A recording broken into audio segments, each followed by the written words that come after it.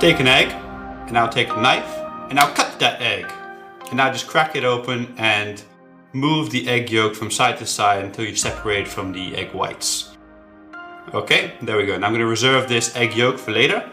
And here I'm just going to add some herbs to my egg white, chives in this case, and some mozzarella. Now you can add any herbs or any cheese or anything for that matter to your egg whites. It's just your preference, but this is a pretty good combination. Now I'm going to add this to an oiled pan and add my egg yolk and cook it like I would a normal sunny side up egg. But it's anything from normal, clearly. Okay, so once it's done, just put it on your toast. And this is just a beautiful, beautiful combination of mozzarella, chives, and eggs. It just works so great. I urge you to give this a try at home. And it's just something very special. Now you can do any combination you want, but this one's pretty damn good. I would suggest you try this one. Here I'm going to show you how to make eggs de veau, aka airy eggs. For this you need one egg white, and then you just want to beat it with a whisk until it becomes nice and fluffy and airy like this. Now you want to take a ring and place it in a pan and then just lubricate it with a little bit of oil or butter, whatever you want. And then you place half your egg whites into it.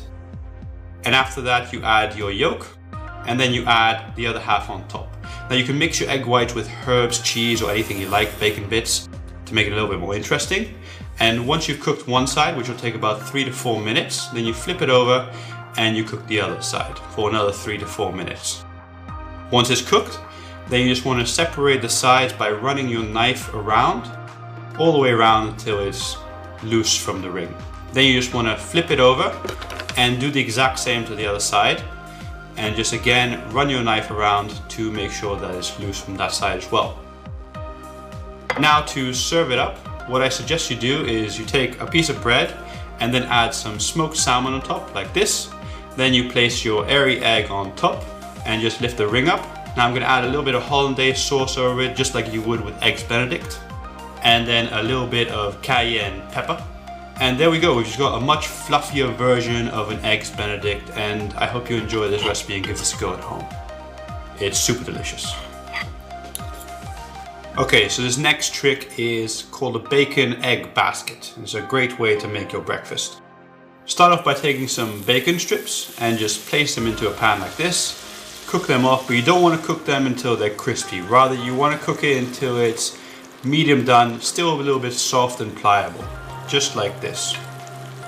Okay, once they're done, you just want to take them out the pan and let them cool down. And after they've cooled down properly, then you want to place them into a muffin tray. Just line them around the edges like this, and then cut a little piece off for the bottom, just like that. Now you want to fill them up with eggs, so just crack the eggs straight into them like this, as many as you need. And here you can add some cheese or some herbs. You can use any kind of cheese you want and any kind of filling. Just place them into the oven at 190 degrees Celsius, that's 374 Fahrenheit. And you want to leave them in there for about 12 minutes to cook to a nice runny core. Otherwise, if you want them a bit more hard cooked, then just leave them in there a bit longer. Just always keep an eye on them. Okay, so there we go, beautiful little egg baskets. Now take a knife and run it around the edges to separate it, and then carefully scoop them out with the knife and just lift them out like this. Okay, now you can add some chives, some salt, anything you want, and then just enjoy your beautifully delicious egg bacon baskets. So, I call this next egg the radioactive egg. Start off by taking one chicken egg and then multiple quail eggs. Now you just want to cut these open with a knife at the top like this, and then just plop them in. Okay, now I usually use about 1 main chicken egg to 5 small quail eggs. And this just makes for a very interesting, weird looking egg. Now I'm just going to put a pan on the fire here and oil it up. And then I want to take my multi-egg yolk egg and place it in, just like this, and cook it like you would a normal fried egg. But it looks a little bit more different and wacky than a normal fried egg. And there we go, the radioactive egg. It looks like a chicken that survived some nuclear test made it. And it's just great for kids and just anybody who likes lots of egg yolks. Awesome. Beetroot. Okay, for this next part you're gonna need some beetroot juice. So place it into a juicer and make some beetroot juice. Awesome. I'll put that on the side for later.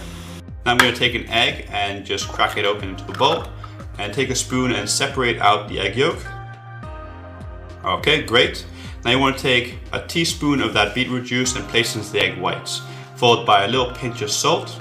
And then you want to take half a teaspoon of vinegar and place it in, or you can use half a teaspoon of lemon juice. And what happens is the acidity makes the beetroot juice a bright red. So this will make a pink egg. If you don't use it, you end up with a purplish egg. Now mix it, and then you just want to remove any of the air bubbles you create by mixing into a different bowl, because you want a bubble-less mixture of egg white there. Okay, now you want to take an egg heart mold and place it into a pan and just spray it down with some oil. Okay, and now you want to place your egg whites mixture into there. Great. And then you add your egg yolk back in. Now you want to cook this at a very, very low temperature, otherwise it will end up going a little bit brownish. And once it's cooked enough, then you want to start separating the sides from the mold, just like that. Okay, great. And then you want to cook it a little bit more so it's just finished cooking. And there we go, a beautiful pink heart egg. And it wouldn't be complete without heart-shaped toast. Awesome. This is great for any time you want to impress a loved one, or Valentine's Day, or anniversaries, or anything of that matter. Enjoy. Alright, so now I'm going to show you an amazing new way to make poached eggs even better. Start off by taking an egg and separating it like this. Now you want to take some basil, or albahaca in Spanish, and just finely chop it up. So cut it like this and chop it up like that. Now you can use any other herb you like, but the combination I'm about to show you is pretty good. Okay, so take your basil and add it to your egg whites, just like this. And then add a little bit of mozzarella cheese, but you can add any other cheese you like, or any other ingredients for that matter. You can put little bits of mushroom or little bacon bits, whatever you like with eggs. Okay, once it's mixed up, take another bowl, take some cling film, dent it into the bowl, then spray it with oil so that you can unstick it later, and place half your mixture into the bowl like this. Now place your egg yolk and cover it up with the rest of the mixture, just like so. Okay, now to close it up, you just bring up the sides, and you can either tie this into a knot or use a little piece of string and tie a knot around it, or you can use one of these simple cheap little clamps and just clamp it shut. Now you can get this everywhere, it's no point mentioning it. Okay, now to cook it, I'm going to place it in some simmering water for 5 minutes to get a nice runny egg yolk. But you can cook it a little bit longer if you want to have a more hard egg yolk. Okay, so once it's done, you just take it out. And then you just unclamp it, and I'm going to place it here on some bread. And it's delicious like this, but you can also add it into, say, an Eggs Benedict recipe or some salad, or just anywhere you want to use a poached egg. This is just way better and more tasty. Okay, so this next trick is called the egg toast. And for this you take a loaf of bread and cut out the center with a glass, just like that, until you've got a nice little hole like this. Then you want to place a little bit of butter in a pan, or oil, whatever you want, and then place your bread into it just like this. Followed by cracking an egg into the center, just like that. And this has the great advantage of cooking your toast and egg at the same time. Once one side is done, you just want to flip it over and cook the other side until the point you like your eggs. Okay, so once it's done, just take it out, put it on a plate, and enjoy your egg toast, which is a great and innovative way to just make your breakfast a little bit different and exciting.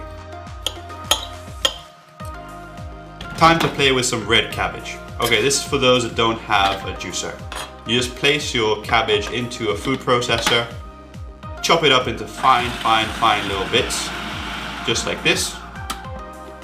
Okay, great. Now you want to take these fine little bits and place them into a sieve or a cheesecloth, and then you just want to press them to extract the juice. Now luckily we don't need much red cabbage juice, just that much will probably do. Now you want to take an egg and just separate the egg yolk from the egg white. Okay, great. And you want to take a little teaspoon of that cabbage juice and place it in there and then mix it together.